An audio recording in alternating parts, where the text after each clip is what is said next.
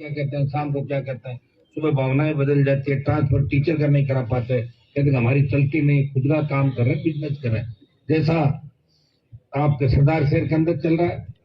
35-40 साल से एक ही परिवार कांग्रेस पार्टी से सरदार शहर के अंदर विधानसभा में है, मंत्री है, और आपने उनका ऑडियो भी सुना होगा भंवरलाल जी का, तो सरकार गिराने में साथ था, लेकिन मैं माने सर सचिन के कैंप में नहीं था, मैं बीजेपी वालों के साथ बाहर था गिराने का।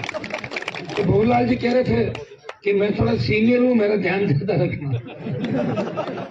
मेरा ध्यान रखना। और भाई डूंगर के डोले का ये आया था ना ऑडियो था। हेलो,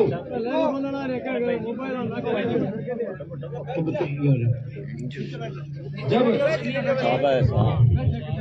भंवरलाल जी मेरे से तो जब भी मिले मुझे एक ही बात उन्होंने कही थी कि अशोक गहलोत को पटकना नहीं चाहिए, अशोक गहलोत को हटाने की बात कर रहे थे।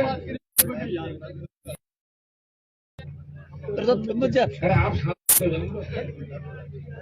वो अशोक गहलोत को हटाने की बात करते थे, और उनका बेटा अशोक गहलोत की फोटो लगा के और अशोक गहलोत के नाम से वोट मांग रहा है। ऐसा है कि सुजानगढ़ के अंदर जब चुनाव हुआ, मैं चुनाव में था, कई नौजवान सरपंच हमारे समाज के मुझे कहते थे कि भाई साहब आप आगे हम वोट नहीं दे पाएंगे, हमारी बात रखो, 23 में आपको वोट दे देंगे, सीताराम जी को नहीं देंगे। कि क्यों नहीं दोगे? कि 2-2.5 साल 3 साल का टाइम पड़ा, थोड़ा कांग्रेस में काम करा रहे हमारा, बाद में आ जाएंगे। और अब देखो, जैसे ही मास्टर भंवरलाल जी का बेटा मनोज जीता, और जीतने के बाद अब सुजानगढ़ में एक ही बात चलती है कि बहुत बड़ी गलती हो गई, ये तो किसी काम का ही नहीं। अब कह दिया लोगों ने काम का नहीं।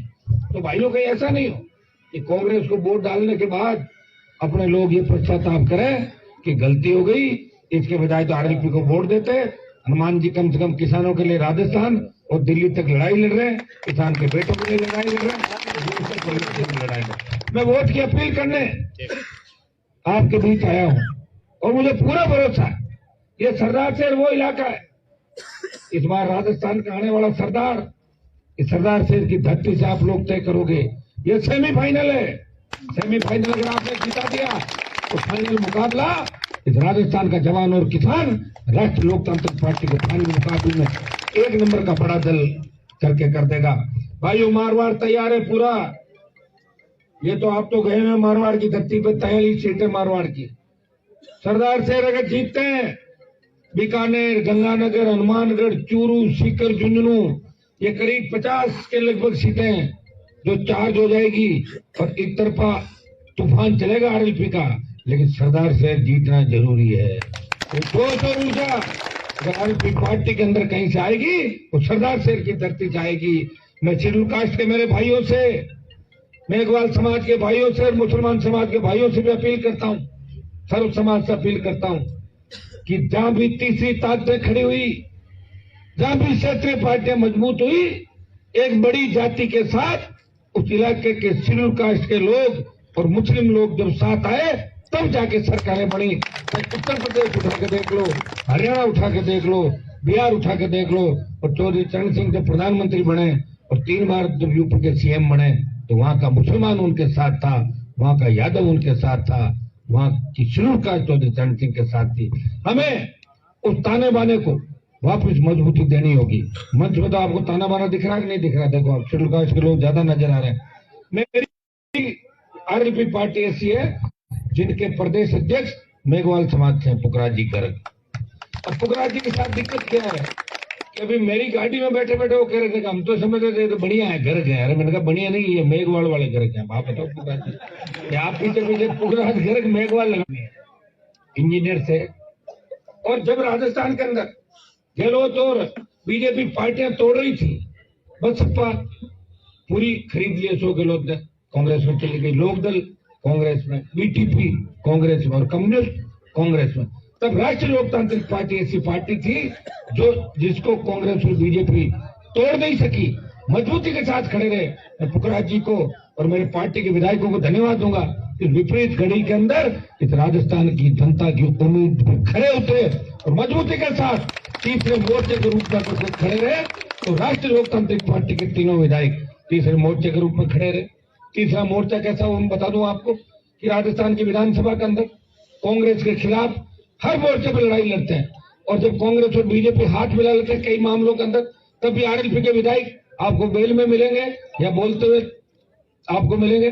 तो मैं जोशी जो सीएम का खास है, चाहे नामा का महेंद्र हो, चाहे जोरीलाल हो, चाहे विदुड़ी हो, जो सीएम के नजदीकी एमएलए मंत्री है, इन पे जब आरोप लगते हैं, इनके परिवारों पर आरोप लगते हैं, तो सबसे पहले कोई बात अगर उठाता है तो नागौर का सांसद सड़क पर बात उठाता है, लोकसभा में उठाता है, और तीनों विधायक विधानसभा के अंदर आम आदमी गरीब आदमी की आवाज उठाते हैं। जब प्रताप सिंह खाचरियावास परिवहन घोटाला करता है तो बीजेपी नहीं बोलती, क्योंकि बीजेपी कांग्रेस की तो सेटिंग है कई नेताओं का आपस में। तब आरएलपी पार्टी उसकी सीबीआई जांच की मांग करती है। जब दिल्ली के अंदर आपके किसान के बेटे जो चुन के तो जाते हैं किसानों के वोटों से, और तीनों काले कानून आते हैं, तब अपनी आईडी पे ये लिखते हैं सोशल साइट पे कि मोदी जी जो बिल लेके आए हैं वो बहुत अच्छा बिल है। ये लिखा कि नहीं लिखा सब लोगों ने? उस समय राजस्थान से अगर कोई सांसद सत्ता छोड़ के और देश से कोई, अब इस जिस कौम से मैं आता हूं, मेरी कौम का कोई एमपी अगर देश में सत्ता को ठोकर मारता है, वो सिर्फ नागौर का सांसद हनुमान बेनीवाल है। वो सत्ता छोड़ के सड़क पे अपने भाइयों के मान और सम्मान की लड़ाई लड़ता है। भाइयों की लड़ाई आज से नहीं लड़ रहा मैं तो लड़ते लड़ते जब तक एक दो लड़ाई मुझे मिल नहीं जाती, मुझे रात को नींद भी आराम से नहीं आती, मैं लड़ता रहता। और मेरी जो लड़ाई है इसमें चूरू जिले की लड़ाई भी शामिल है। आप समझ, पुराने चूरू जिले से लड़ाई की शुरुआत हुई थी जब किसान के बेटों पर अत्याचार हुए, अन्याय हुआ, उनके सीने पे स्पष्ट अपराध मुक्त, भ्रष्टाचार मुक्त राजस्थान लेके आऊंगा। और हुकार रैलियों के बाद जब हमने बीकानेर पहुंचे, सीकर पहुंचे, तो डरी हुई वसुंधरा ने 5 वर्ष की बिजली फ्री की और स्टेट हाईवे टोल फ्री किए और 50,000 नौकरियां हाथों हाथ निकाली थी।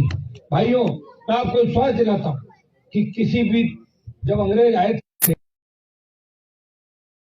तब लोग अंग्रेजों ने राज छुड़ाया था, बहुत तक खड़ा करते थे, कांग्रेस बीजेपी घर बिठा देते, लेकिन पूरी लड़ाई अकेले व्यक्ति को, मेरे भाइयों को उनकी ताकत याद दिलाने के लिए मैंने कहा कि मैं आप सबको पूछ के सर्वे करा के उम्मीदवार बनाया।